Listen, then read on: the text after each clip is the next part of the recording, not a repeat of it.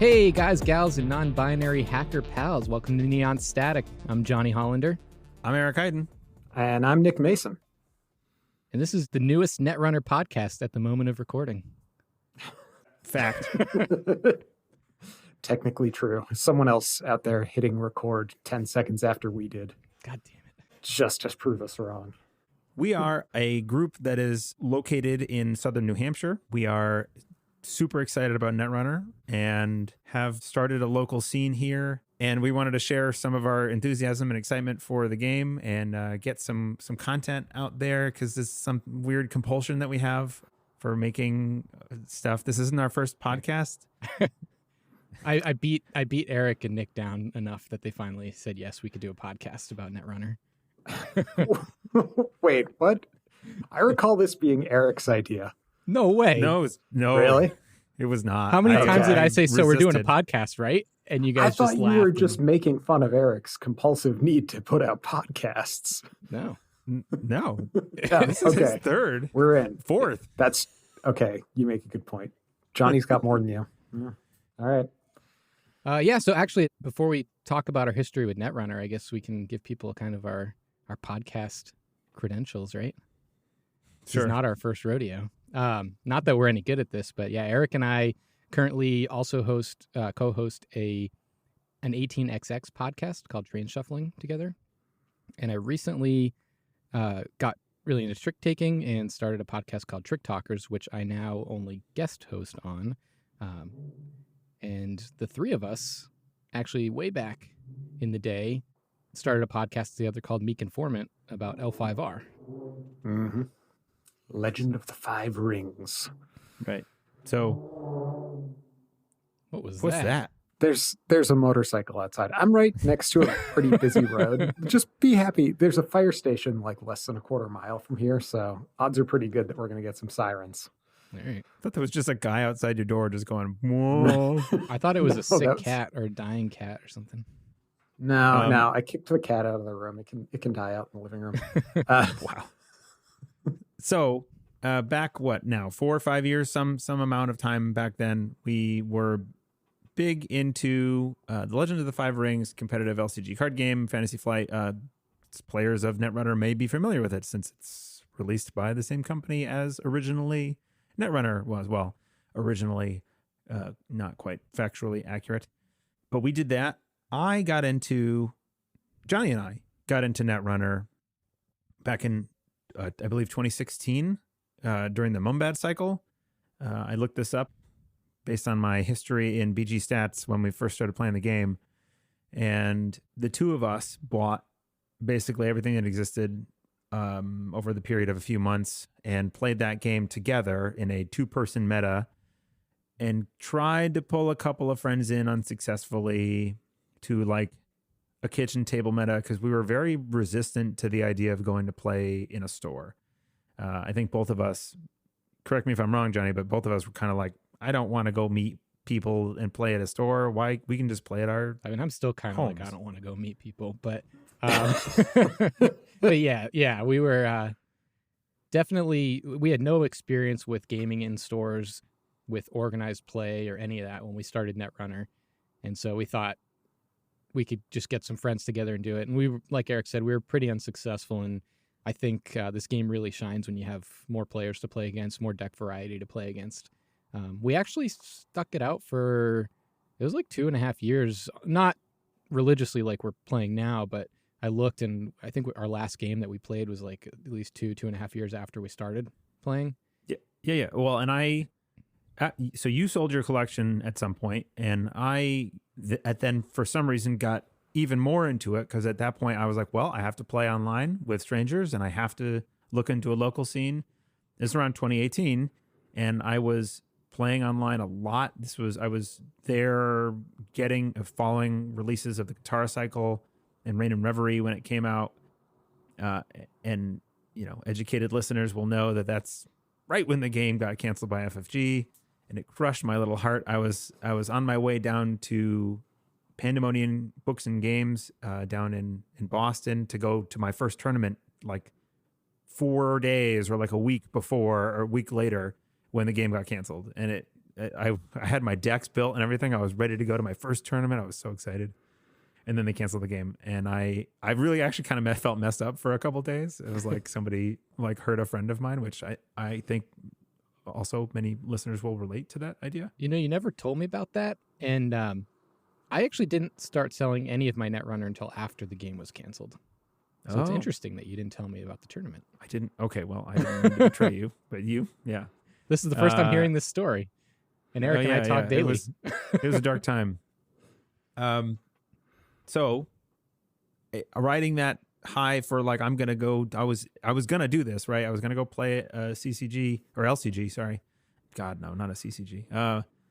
In a store, and so I looked into it and found L5R because I went to a local store, Midgard at that point, Midgard Comics and Games, and said, hey, is anyone playing Netrunner around here still? And they said no, but they're playing L5R. So I asked around and met Nick here and another guy, Adam, and we all started playing. Johnny and I bought into L5R and started playing that.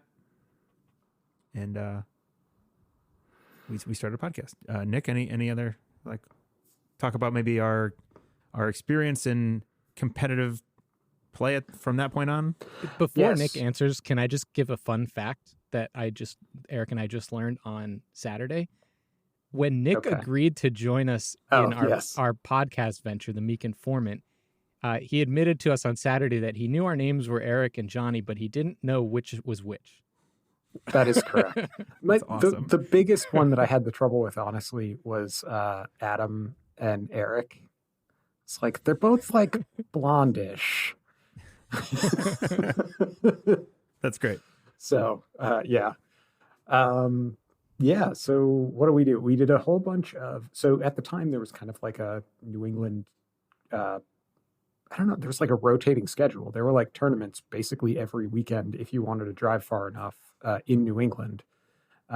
So I kind of got big into that. I know that you guys did as well. We went down to Gardner and played in a boiling hot Gardner game nights where Eric won a sword, if I remember correctly. He was the best dragon of the night. By being the top one of one dragons. Yep. Details. I actually have that sword in my house. Yeah, I know. You tried to offload it on me. I've been struggling to get rid of it. There's a bus stop on the corner. I've thought of giving it to those kids. They can have fun with it. My wife won't let me do that. They can't do any harm with it. It's pretty blunt. It's very blunt. But anyway, I got a little bit more into it, I think, into the competitive side than you guys did. I ended up flying down to Atlanta for a Kotei, and then I flew out to Minnesota with Adam for Worlds, which turned out to be the final Worlds of L5R. It was a good time. You were pretty accomplished, too. I mean, you won several of the store tournaments, right? I think it was a Hatamoto. I don't know that I actually ever won one of the locals because Crane playing into Scorpion is just a loser, and like half the people played Scorpion because they like playing the easy faction. But shade thrown. But yes, I was Hatamoto. That's why I flew down to Atlanta, because I was like, well, this is like the closest Kotei that I haven't missed already that might be able to get me an invite to Worlds. So for listeners who aren't familiar with L5R, a Kotei is akin to like a regional event, and Hatamoto was just a title that they gave to the top performing player of a clan, which in that game is akin to a faction, right? Yep. And that's only awarded at certain of high level competitive events. So yeah, it's the regionals or above, basically. Right.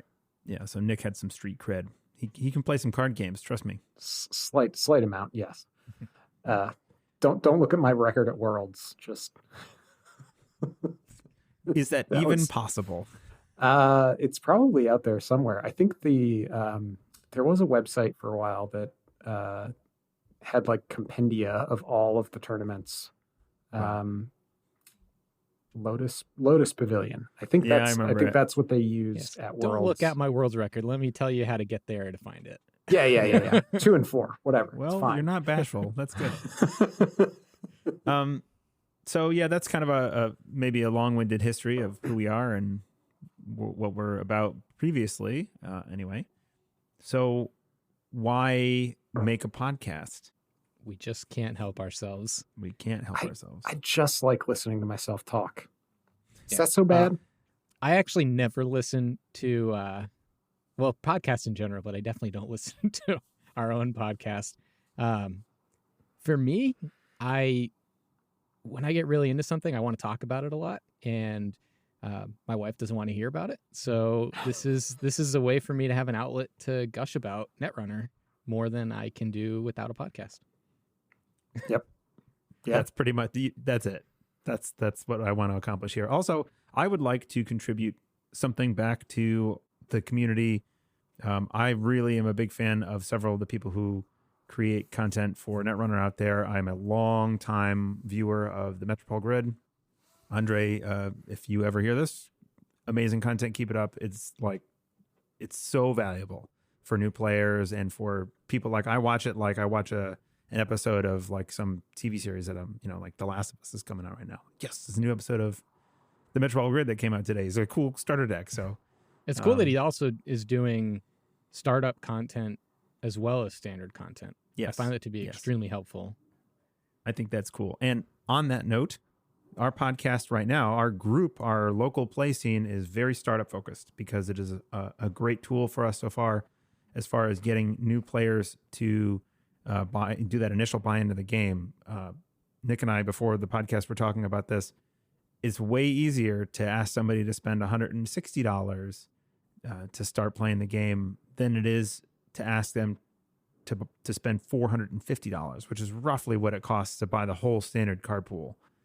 So to do that and then have them kind of get the bug and then slowly be able to buy in more and more or proxy the cards they're missing to do a couple of targeted decks.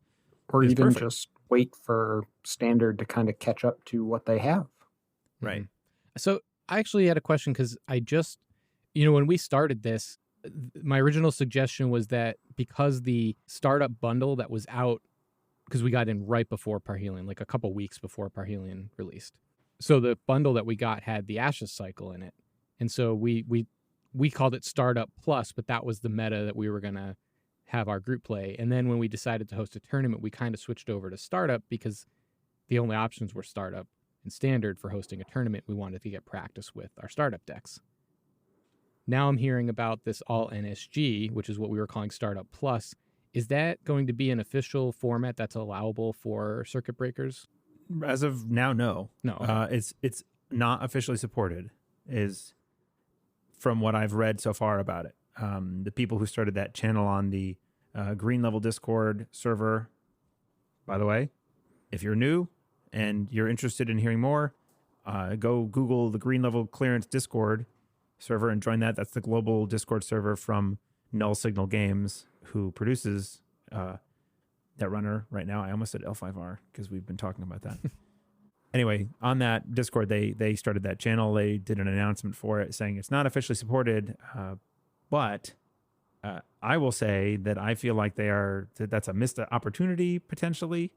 I think it's going to be a fantastic way to get people to make the transition from startup to standard over probably, the course of several years. But maybe, a couple of cycles come out, they get to the 3, 4, 5 cycles, and then they go, okay, well, I'll just buy the rest now. If they've played long enough. I didn't actually finish my thought initially of us concentrating on startup, that we will talk a lot about startup, at least initially, if not for a while, or do something similar to what the Metropole Grid does, where we have startup-centric episodes or standard-centric episodes when we get there. All of us, the three of us, have this full standard card pool, but we right now are, like we said, we're hosting a tournament locally, and that's going to be in the startup format, and we're playing in that meta to, maybe hopefully do okay. All of my standard cards that aren't in startup are still in shrink wrap. Right. Have not yet unpacked them because Yeah. I just don't want to. It's so much to learn. As somebody who never played the game before, to then come in and try to figure out, there's a lot of cards in there, guys. There's a lot of cards. The only cards that I'm learning are the null signal ones right now. So Yep. It's a very different experience. I can understand that. Yeah. I don't know how many cards are in the full card pool for standard, but hundreds, and that's a lot to digest at once. And it's just kind of a lot of like, well, I didn't know that could happen to me. So it's more than well, I guess there's 3 copies of most cards, but I think that based on the sleeves, the inner sleeves that I bought, I would guess that it's close to 2,500 ish. Yeah, that sounds individual about right. cards. So probably about 800 or 8 to 900 unique cards, something like that. So I think what can a listener hope to get out of this podcast, Nick? Yeah, we want to talk about what it's like to be like in the process of building a community while learning or relearning the game. Talk about how things have gotten easier with the startup format. It's not quite such a bear to get people over that hump, and then kind of go from there. See where things take us. Yeah, right. Like this isn't. Oh, I guess I'm jumping the gun a little bit, but just on the whole like journey of building a community, like this our goal of this podcast isn't necessarily to like teach people how to become better Netrunner players. Although we hope that maybe people will pick up some things from what we talk about, but I think that at least for me, part of this goal is to just share that journey of building a brand new community. I mean, we started with the 3 of us. We got a couple other people to buy in as we were purchasing the card pool, and we had 6 players at the last event or the last weekly game night, and we're looking like we're going to be more like 8 next time, and this is only about a month in, so that's pretty exciting. And I'm sure we'll continually provide updates on how that's going. Yeah. So just, I guess, briefly one more time, what this is. It's a show where we'll discuss what we're playing, what not necessarily what's the best, not necessarily the top meta decks, although we will probably talk about those to some extent as we experience them or try them or whatever. But I personally, and I know that at least to some extent that both of you share the desire to, like, you read a card and you go, this is a cool card, and you want to make a deck built around that card and see what you can make it do, or if there's some cool combos. I'm a cool combo kind of player. I love that shit. Mm-hmm. It is a place to share fun and interesting moments from our local play scene. Weird rules interactions, they fascinate me. I know Nick loves digging into the rules. Being a tri-medium player, we're participating in tournaments, but we're not expecting to win any of them. I'm not. Yeah, even in an 8-player tournament, I'd be lucky to make the top 8. And then, yeah, just whatever else is on our minds regarding Netrunner. And like we said, it's not a place to learn how to be a world champ, and it is not a place for us or anyone else to get salty. I cannot stand hearing salt about this game right now, because it is no longer produced by a corporate entity. It's produced by a bunch of fans of the game who are like psyched about it. So if all they're hearing in all of the feedback they're getting from people is negativity, then they're just going to stop making it, and we're all SOL. So I will always, and I would like to make a point in each episode to, at the top or the bottom of the episode, to thank nullsignal.games, the people running Jinteki.net, NetRunnerDB.com, and like all the content creators out there. So thank you, and keep up the good work. Even if a card comes out that people get annoyed about, like, who cares? Yeah, please don't stop. All right, yeah. So I know we've mentioned this a bunch, so hopefully we're not beating a dead horse, but we just wanted to talk a little bit about building a community around Netrunner, and kind of like what made us decide to start playing Netrunner again, or in Nick's case for the first time. And kind of just a bit of a funny story. Our friend Adam, who we've mentioned that played L5R with us and co-hosted a podcast with us, was at PAX Unplugged, and he happened to walk by the Null Signal booth, and he knew that Eric and I were big Netrunner fans, and he took a picture of all the startup cards laid out on the table and said, "Hey, who wants to play Netrunner?" And Eric and I were like, "Yeah, let's do it." And Nick was like, "Yeah, sure, I'll do it." And Adam then refused to join us in playing Netrunner, and we're still trying to convince him. And we recently went to Captain Con, where we all bought a bunch of raffle tickets, and Adam won a full set of null signal cards. Actually, was it just full startup? Yeah, the full startup set. So not ashes, and he's still resistant, but I think he's maybe more open to it now. He doesn't have an excuse now. Right. He's just being obstinate. Like before, it was money, time, whatever. But look, you have all the cards right there. So that was the funny story about how Adam got us to, reignite our passion about Netrunner. But when we decided to jump back in, we talked about it, and we committed to doing this in startup format. Like we said, we want to be able to grow this community. It's so much easier to pitch $160 buy-in to get everything, and it's a supported format. So even though we've all bought in, the three of us have bought into standard, we're still committed to hosting our game nights as startup, hosting our tournaments as startup, at least for the foreseeable future. So it's enabled us to recruit more easily. So for anybody, and I know I've seen people out on the New England Netrunners Discord, talking about, I wish there were more game nights closer to me. The closest one's an hour and a half. And so I just highly encourage, we've had pretty good success in a month. I mean, we make up about half of our play group, but still we have recruited some people, and I'm sure it will continue to grow as people walk by at the game store and see us playing and say, hey, what's that? How do I get into it? So I just encourage people to use startup as a way to enable you to recruit people. And we're also hosting a tournament on March 25th at 11 a.m. in Derry, New Hampshire at Midgard Hobbies and Games. And we're hoping that maybe some of the people from a little bit further away that come join us, maybe, when they meet us and we meet them, maybe we'll recruit some new players that will come occasionally from a little bit farther. And we're just kind of hoping that that we can have maybe something akin to what we had at L5R, where we kind of rotate weekly, tournaments in different places and start to meet people outside of our small radius that we have now. Right. Another event that's coming up, I believe, in April, Mansion Runner in Manchester by the Sea, I believe. Dan B also organized that, where he rents a mansion and you go and play Netrunner for the whole weekend. I can only make it out for a day, but I'm excited about that as well. That's another cool. Small tip also that we picked up from Dan B. Man, that guy is. We asked the store, our local store, which we have a great relationship with, if they were okay with us putting a couple signs up in the store, and we printed a New Hampshire Netrunner thing, and Johnny and I dabble in graphics, and put a QR code with an invite to our Discord channel in there, and that has gotten a couple people in the store to walk by, scan the QR code, and join the Discord server. So that's awesome. And we're actually making some business cards too, right, Johnny, to hand out to people.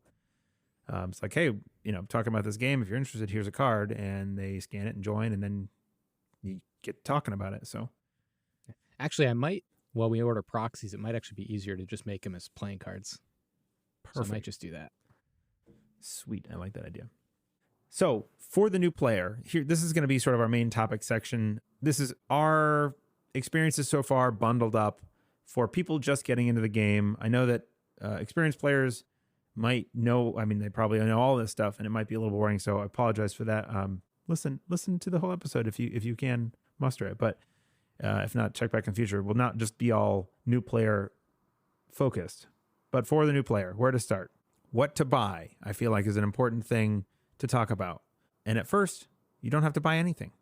If you're interested in Netrunner and you're checking this podcast out because you've been curious, you can play the game completely for free on a website called jinteki.net.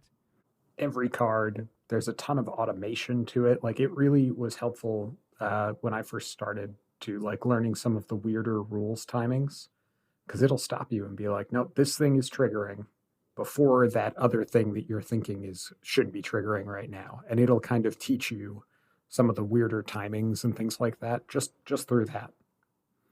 Right. It is not a straightforward game rules wise by any means. No. There's a lot of timing windows and things like that you get familiar with, but you don't need to know all of that to start. You just need to slowly absorb it as you play. If you're playing on jinteki.net, it does help to have someone who knows the game or to have watched a tutorial video or something. But if you don't know how to play and you're brand new to the game, you can hop on that Green Level Clearance Discord and ask for somebody, hey, can you teach me how to play the game? There's voice channels in there you can join and have them verbally explain rules to you while you play. If you're not comfortable with that, people, even on Jinteki, you can write your name of the game as like, I'm a new player. Is anyone willing to teach me? People will gladly do that because we're all drug addicts and we want more people to share our drug with of cards. So we'll go above and beyond to get new players in, I think, by and large. Yeah, and if the deck building aspect intimidates you, I highly recommend going to netrunnerdb.com and just finding what's popular and just net decking. Yes. No reason to learn the game while also trying to become good at deck building at the same time. I tried desperately to go down that route, and it did not work out very well. There were a lot of decks where I just spent entire games like clicking for money or kind of staring at my hand and going, oh, none of these do anything. Yeah, it can almost backfire, right? You could actually lose interest if you go and try to play something that you put together and it just does nothing. And you kind of might think, oh, this game kind of stinks. But really, you need to learn the game before you can learn how to effectively build a deck. Right. I have an interesting story about that. My friend and coworker, James, who's one of our local players now, he had a bunch of Netrunner cards from back in the day, joined, came to a game night. I had built decks, and he had not managed to find time to build decks on his own, so I just handed him a deck. And it was a Jinteki PE Moonpool deck. And let me pull this up real quick.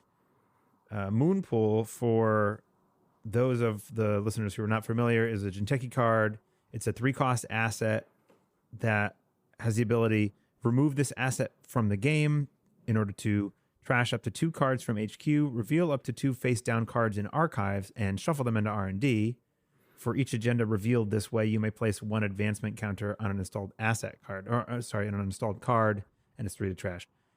So as I said, I just said a lot of words, right? And if you don't know what Moonpool does, you probably didn't just absorb and understand what the hell this thing does, right? It's like not a straightforward card I had to read it like 4 or 5 times and then play a couple games and then go, oh.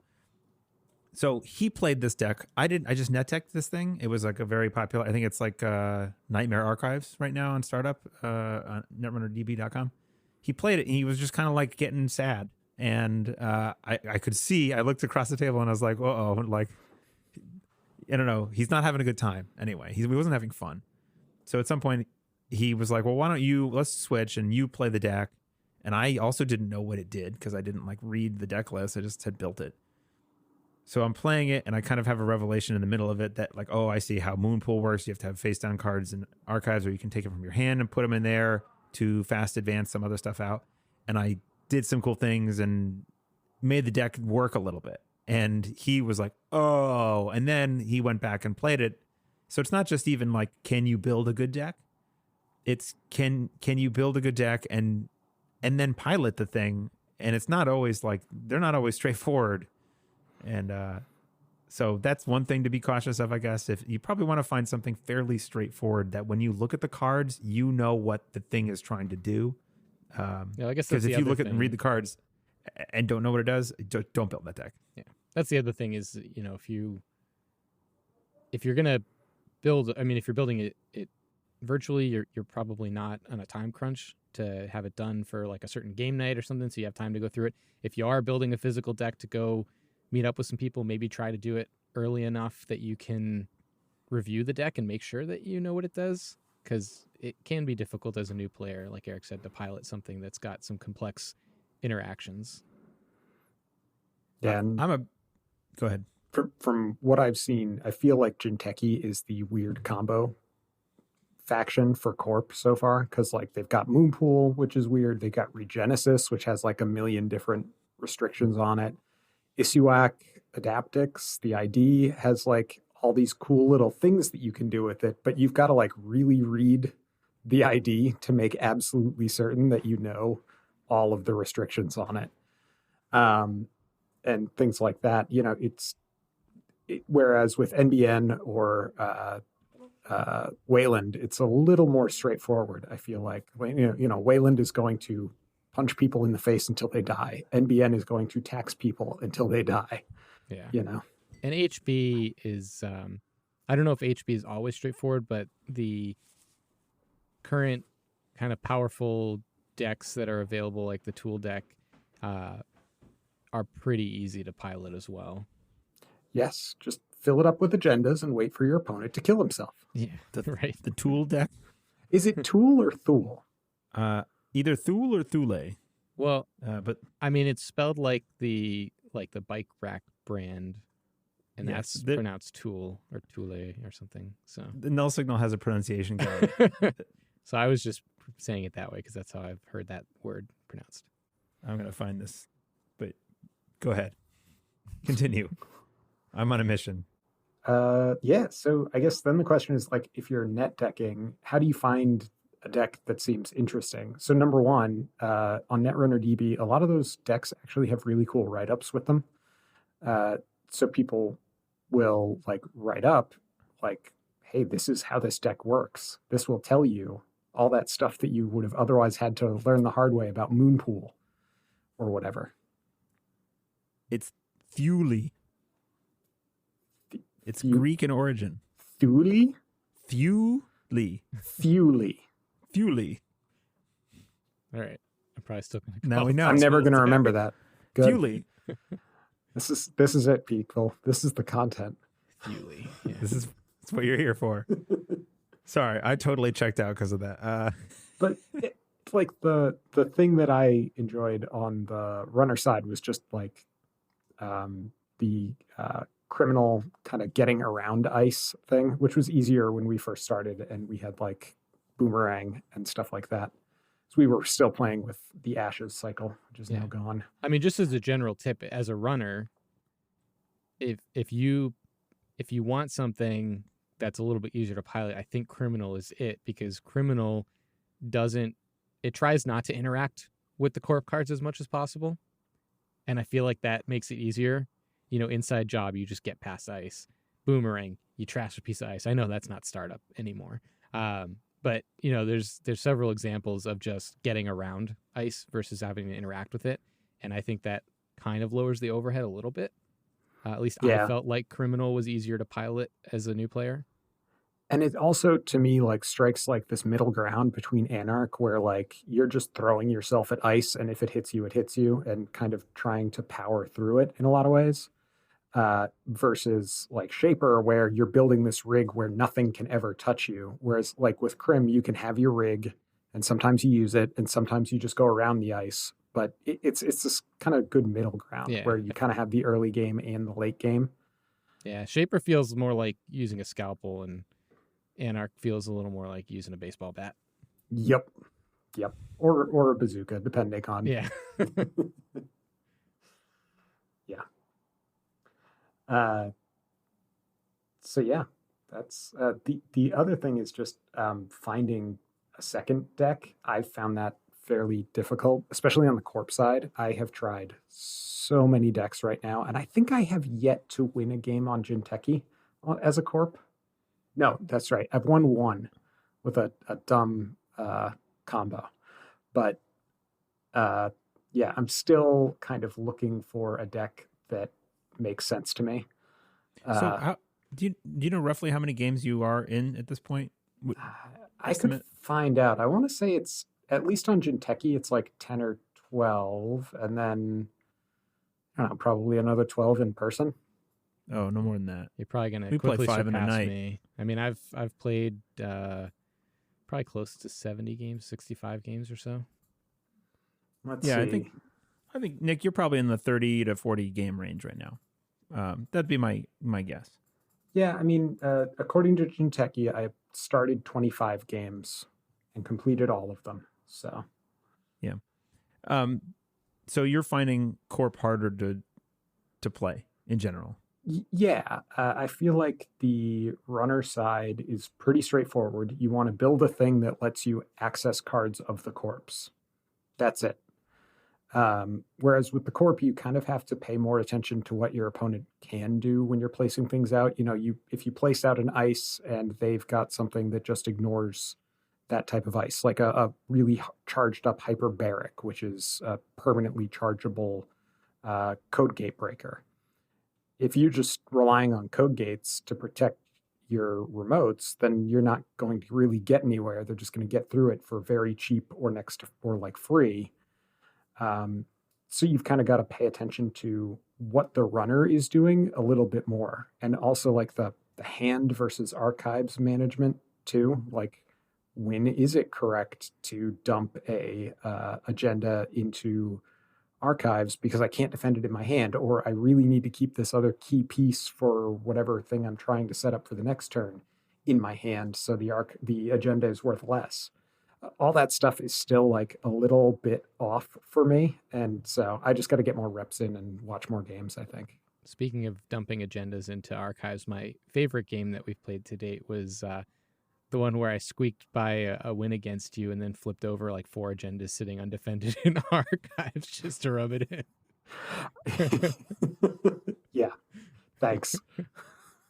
Yeah, it's a good feeling. That's some of the stuff that makes great moments in Netrunner, when you're like, the corp player is just sweating and trying to hide and stay cool on the other side of the table because they have a handful of agendas and they've dumped a few into archives and they can't find a spin doctor to go deal with that. And you're just trying to manage and keep things calm and collected until you can get a few points and kind of recover a little bit or find some ice. But I think a lot of that starts with the deck that you're playing, right? I think it's generally good advice still to play roughly a third of your deck as ice if you're the corp player. Whatever, scale that to your card size. For new players, you'll see that the minimum deck size on a corp card is either 40 or 45 cards most of the time. And if you go and read the rules on how agenda points are managed, there are breakpoints at increments of 5. So, 40, 45, 50 cards, 55. So a lot of times, in order to keep agenda density down, decks will add 4 more cards. So 45 minimum cards for corp will be 49 cards, so that they don't need to add another agenda when they hit 50.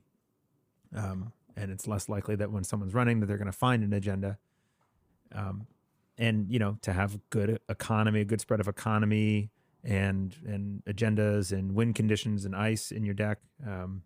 So all that stuff. And then to not be afraid in the beginning of the game to put a cheap end the run ice out, put an agenda behind it and start advancing it if you can not fall behind on economy at that point. If you go down, generally, if you're ever going down to 2 credits or 3 credits or 4 below 4 is tough, because then you have a hard time bouncing back afterwards. But that's part of managing the game and more nuanced than any advice that I can generally give. And I know you've heard all this, but for a brand new player, this stuff might be worthwhile. But starting with a good solid basic deck that does basic things is good. And then if you're gonna try and get into tag and bag or fast advanced stuff, watch games and see if especially if you're watching streams or games of somebody. I can't recommend Metropole Grid enough.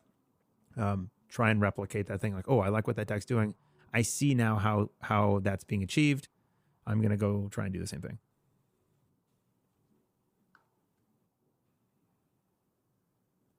Cool. Well, glad I shut the room down with that one. Jesus. Yeah. So, no, yeah, that's all good advice. Just to kind of I guess just to kind of circle back to kind of the original point of how to find a deck that works for you. Like we said, don't try to build a deck if you're brand new. Net deck something.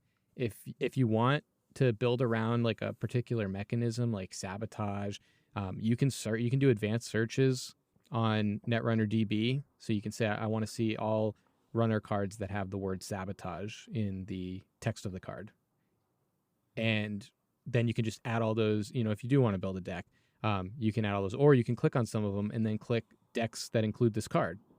Find a card, find a card that you like, click on the link that says what decks use this card and pick one of those decks. Then you don't have to net deck, but you're still getting to build around a mechanism that you find interesting or a theme that you find interesting. If you want to be a big multi-access, find a multi-access card that you think is interesting and find a deck that has it and just go build that deck and play it.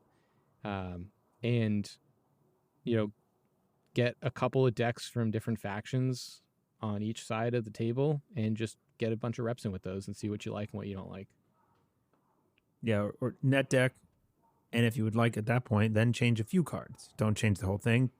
Keep the shell of the deck the same. Don't change anything super critical. But if you feel like there's too much econ and you want to fit some other cool, win con card where you get to do crazy multi-access or like a deep dive or something like that, then you put those in and see what happens to the deck and if it feels better or worse. Yep. So, anyways, I think that's probably all the advice that we have or want to share in this episode, just for time's sake. But we did want to do like a short segment on some of like the kind of things that can get a new player tripped up, that have gotten us tripped up. Some of like the run timing things, some ability windows or weird rules interactions. So we want to just spend a few minutes on the tail end of this episode just going over some of that in case it's helpful to any new players that happen to be listening.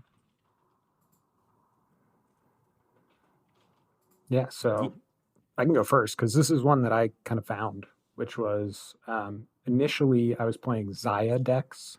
Zaya's ability is when a run ends, run on HQ or R&D, gain 1 credit for each card you access during that run. So I looked at that and then looked at cards like Virtuoso, which lets you, the wording on it is complicated, but basically if your mark is HQ and you breach HQ, you get to see another card. If your mark is something else, you also get to see 1 card from HQ after the run. That after the run part is key. So when I was initially playing it, I was, attacking R&D, and then seeing a card from HQ and counting the card from HQ towards her ability for money gain. Not how it works, because it is after the run ends. So it shares a timing with her ability. So they can't, I don't see that card during the run, quote unquote, even though it feels like I'm just getting an additional access on HQ. Similar things with, there's a lot of cards that trigger when you breach your mark, or when you have succeeded in a run against your mark. Well, I was using Sneak Door Beta, which allows you to run on archives. And then when you are successful, or when you would be successful in that run, it switches over to HQ. That will trigger your mark abilities if your mark is HQ, but not if it is archives. Even though you did the successful run, you got through all the ice and everything on archives, the point where it becomes successful is actually right after it switches to HQ. Right. It says run archives. If that run would be declared successful, change the attack server to HQ for the remainder of that run. Yeah. Right. So it swaps it over. So that probably sounded like, sorry, go ahead. No, go ahead. I was going to say it's like a lot of words that are being thrown out at people that, if you're a new player, that it may be hard to wrap your head around. What's success, what's breaching, what's accessing. There's a whole run timing chart that I think is extremely helpful, and maybe we can put it in the show notes. But I think the point of the example of this interaction that can trip you up is that the terminology is very important. When it would be successful versus when it is successful, during the run versus after the run ends, breaching versus accessing. These all happen at very specific times. And it's not straightforward what happens when until you've had a bunch of reps of Netrunner. So understanding what these terms mean and what the timing is during a run is extremely important for understanding how the cards actually work. Right. And I just don't get discouraged by it all. And if you have questions, ask. Obviously, if this kind of thing infuriates you, then maybe this isn't the game for you. But if you're patient with it, it is something that most people can absorb. Yeah. So, and I think we've all had those moments where we think we're doing something really cool and then somebody shuts us down by pointing out that it doesn't work that way, and it totally derails your entire game plan. And it does feel a little discouraging when it happens in the moment. You're kind of like, oh crap, like thought I was doing this cool thing and now I'm just like, I'm dead in the water. But just, yeah, like Eric says, if that's something that's going to turn you off from the game, maybe it's not the game for you, because it will happen as you're learning. But if you can get past that, it's totally worth it. And the other side of that is you'll eventually find those rules interactions that you don't think of at first, but that let you do something really cool that, like on the other side of it, once you really understand the rules, you'll be like, but actually this says that. So I can actually get this huge benefit out of this thing that looks like it's a negative or something like that. Mm-hmm. Like one example that I think is really cool that Eric actually discovered on a Jinteki game that he played was that he went to go run Dirty Laundry, which is run any server. If the run is successful, gain 5 credits. And he ran an unprotected spin doctor thinking, okay, it's automatically successful. There's no ice to get through. Turns out when you pop spin doctor, remove it from the game, that server no longer exists before the point at which you become successful. And it actually stops Dirty Laundry from triggering. And it was probably kind of annoying the first time you run it and you realize that I just wasted 2 credits playing Dirty Laundry, didn't get my 5. But then you just learned a really cool rules interaction. And yeah, servers disappearing mid-run is the thing. I'm pretty sure he used that interaction against me in our next game. Like specifically after didn't telling tell me you about it. So did he tell warned you. Okay. me. Yeah, no, he warned me, and I still just ran face first into it. So Mm-hmm. oh well. It now is a thing that I am like consciously thinking about when I'm running, if I'm using a Dirty Laundry, if I'm running on a remote that is just an unprotected card, I'm like, this could be a spin doctor. And I played with Derek the other night and he did it to me. I was like, God damn it. I am never going to learn to not do that. And it wasn't, face up, but right. It still is a risk that you need to consider. Speaking of fun rules interactions, I have one that I'm kind of bursting at the seams to share. If you're in the GLC Discord, you might have seen me being giddy about this in the questions channel. We were playing Netrunner the other night, and I believe, Johnny, who was playing against you? Somebody was playing against this you. This was James versus me. Yeah. James was the runner. He was playing a deck that I think I had built that had it featured the card Raindrops Cut Stone. And what that card says, it's a run event that costs 1. It says run any server whenever a subroutine resolves during that run, including a subroutine that ends the run, place 1 power counter on this event. When that run ends, draw 1 card for each hosted power counter and gain 3 credits. So he ran using Raindrops Cut Stones, and Johnny rezzed a Ravana 1.0, which is a Hospyroid piece of ice that says, it's got 2 subroutines. It says resolve 1 subroutine on another rezzed Bioroid ice. And each of those, it says that twice. That's the important part anyway. And Nick, and he had another res Bioroid ice, and Nick was kind of looking over the shoulder and kind of went, wait a second.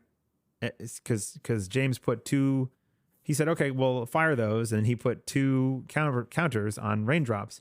And Nick's looking over and going, I don't know if I think it's 4 counters, because the resolve 1 subroutine on a res Bioroid ice is a subroutine, and then it fires another subroutine.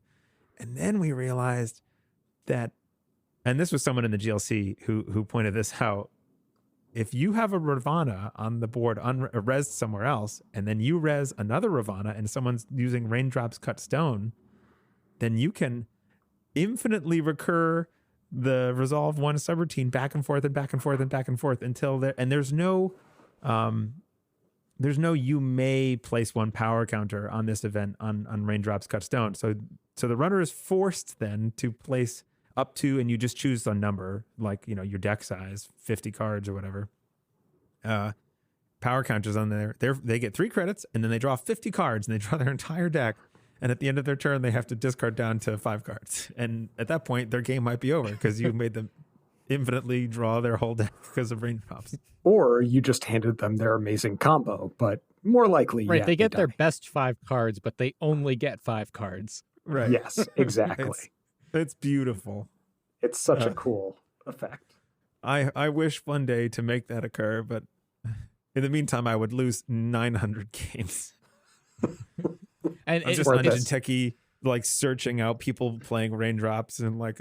it's important to note too that just as a rules clarification, whenever a mandatory effect would result in an infinite loop, so 2 Ravanas infinite looping each other, there is no actual infinite loops in the game. The corp gets to decide how many loops before they optionally end the loop. So you can't, you don't end in a draw. Basically, it's preventing you from just saying, "Oh, we're done. We're in an infinite loop. The game's over. It's a draw." I do want to say it's in this case, it's the corp because it's a piece of ice. In general, it's the person who controls the card creating the infinite loop who names the number of loops that it does before ending. Mm-hmm. So if there, I don't know of any runner infinite loops like Ravana, but if there were one, then the runner would get to choose the number of repetitions. Yeah, I mean, in the rules, it actually says the corp. So I'm not wait, sure if really? there. Yeah, so I'm not sure if there is a scenario where the runner. I agree with you in general. I thought somebody said it was the active. person Oh, controlling wow. the card does make those decisions, but I think maybe it's written that way because there is no scenario where the runner is that player. I'm not Maybe. sure. Or I could That's be wrong. I interesting. could be wrong. Maybe that's not what the rules say, but I could have sworn that it said corp. There's one other thing that as both Nick and Johnny, I think, were surprised to find the other day when I had 3 cards installed in a remote server, and they looked over and said, well, "What's going on over there?" Mm-hmm. And I said, "Well, 2 of these are upgrades, and you don't know which one is which." And they went, "What? You can install multiple upgrades? Like what?" And I was like 50. makes I was like 50 games in, 50 to 60 games in before finding this out. so many of these net decks that are running like Analytic Void and Nanocivic Grid or like Sand City Grid and all these other things made so much more sense after I realized that rule existed. But it makes cards like, or I don't know if cards like, or just light the fire, makes it way more dangerous to do that. Because for anybody that doesn't know, that card it's kind of like almost like a pinhole threading where you jump across to another server and you trash all assets and upgrades, all cards in the route. It's all cards in the route, yeah. So At the this end one of the doesn't run. jump. It doesn't jump though. Yeah. Oh, it doesn't. You install it, click trash. It says suffer core damage, run a remote server. During that run, cards in the root of the attack server lose all abilities. Oh, okay. But when the run is successful, trash all cards in the root of the attack server. Okay, so you do have to get through that server. Yeah. Yes. But while you're running, all those defensive upgrades they're all blank. Right. So it's pretty sweet. Yeah. In standard, it's got a problem in general because of like cards like what's it called? Border control exists, which is like ice that can just it's a piece of ice that can just end the run whenever you trash it. So they can you can light the fire. It goes down and like the ice still has all their abilities. So unless you hush that piece of ice or do something else, then you took the core damage. Good for you, and now your run is over. Yeah. Although if you're playing certain decks, some core damage is not the end of the world. I think you managed to get to like 9 core damage before finally losing in one of our games, something like that. Yeah, Ace is cool. That's a flex there. That's a flex. Oh yeah, you did so good. You got to 9 core damage before I beat you. Fair enough. I mean, I'm not saying getting to 9 core damage is going to win you the game, but it's impressive if you can get to 9 without straight out dying. Yeah, Ace That's said fair. Thule. Yeah. Yeah, I mean, you have 9 core damage. I mean, you have 4 core damage against Thule. I mean, I could score a 4-2 for directly out of hand. Right. Yeah. Get your ontological dependencies in. I think that's all that we have for tonight. We're going to try and keep these to about an hour or under, and we're approaching that very shortly. There's one more, though, that I wanted to point out, because I didn't know this until I saw it happen in a game, and it's very important. There is a res window before the quote-unquote start of the turn. It's kind of confusing. The corp turn starts, and there's like 3 steps, and then the turn starts, like the official turn starts. So things that are resable, like a Maryland campaign or a Nico campaign that have a at the start of turn effect, can be resed on the same turn that you trigger it for the first time, because you res it, and then technically your turn starts, and you can trigger the at the start of turn effects. So that's pretty important. I think it's worth mentioning, because I don't think that is clear if you're just learning the rules from the rules. Yeah. It's something you need to experience usually, I think. And you do need to have installed it on the previous turn, but that's pretty key. You don't usually want to install like a pad campaign and then res it and then let the runner have a turn, because if they're ever going to trash it, why not do it now when you've made negative money? Right, exactly, yeah, because if it's not a 0 res cost, you spent money. Not only have you spent money, but even if it were free, you might not want to do it, because there's always the chance that it's a trap or something that's bad. And to let them know that it's not, that it's something just great for the corp, that you can trash just for the cost of trashing it with no negative impact. That's not some information you want to give the runner. Yeah, that's the big thing for corp, is just you have all the information and the runner has way less. Learning to exploit that is big. Right. So anyways, now Eric, you can tell us that we will stop talking for this episode. Now we'll stop gushing for a little while. And my recording hit an hour. We hope that you have enjoyed listening to Neon Static. We're very excited to be making stuff for y'all. We're not from the South, but sometimes we use the word y'all. And I don't know, we don't have a cool catchy catchphrase. Run your serves and trash your assets. It's definitely not that. But in the meantime, thanks for listening, and we will catch you on the next one. Thanks, everybody. Bye. Bye, everyone. Bye-bye.